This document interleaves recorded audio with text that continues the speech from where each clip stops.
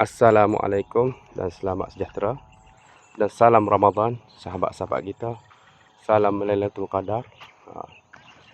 Alhamdulillah dalam bulan puasa ni kita kahwin. Masuk hari yang keempat dah ni kita kahwin. Tembikai seedless kita ni. Sini tembikai Syngenta punya 308. Dan alhamdulillah ada dah buah lekat. Kahwin mari dulu lekat. Alik tu pun lekat dah. Alik ni pun lekat. Lekat. Tu. Ni pun lekat dah buah. Majoriti setiap pokok sudah ada 2 biji buah. Ni kakak-kakak kita ni. Pakat duk ngawin. Berapa orang hari ni kehadiran? 1, 2, 3, 4, 5, 6, 7. 8 orang. 8 orang pakat duk ngawin hari ni. Ni pokok kita ni. Kita ada 12,000 pokok semua sekali. 12,000 pokok kali dengan 4 biji kali dengan 7 kilo. Tu bagai kali-kali ni lah lemahnya. Masa keluar, sebelum keluar hasil ni sedap kita duk kali-kali test dia. Apabila keluar hasil ni tubik tidak serupa dengan hak kita kira. Tapi insya-Allah hak ni harap-harap hasil dia melebihi hak kita kira lah. Insya-Allah kita akan usaha, kita akan jaga terbaik. Ni kita berada di kebun kita waktu pagi sekitar pukul 8 lah, 8.30 kita lebih kurang waktu semasa.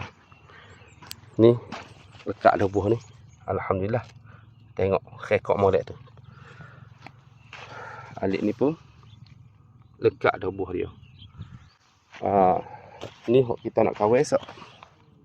Dia akan kembang penuh lah. Hari ni pun boleh dah kalau nak kahwin. Hak ni hok akan kembang esok. Hak ni pun akan kembang esok. Ni hok kahwin mari. Alhamdulillah lekat dah. Jadi ni semua ni kita akan kahwin belakang hari ni. Asalkan ada buah kita akan kahwin. Kita kahwin 5 hari direct. Kita akan rehat dalam 2 hari. Ni tengok ni, dekat-dekat buah ni. Ni putih nombor 3 ni.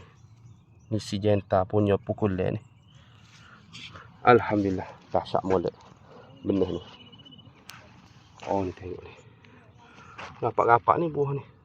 Semua tempat ada buah. Ni nikmat bagi seorang petani. Apabila setiap suluh ada buah, maka usaha yang terakhir berdoa mudah-mudahan hasil dia pun cukup lumayan. Ni hok mari ni. Ni hok mari. Ni cuaca kita lah ni.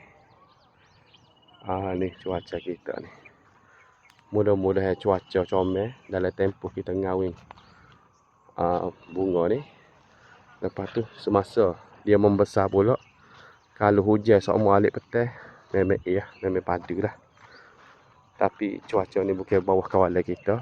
Ni bawah kawalan Allah Subhanahu wa taala. Kita hanya usaha yang terbaik. Sekian perkongsian kita pada hari ini. Assalamualaikum.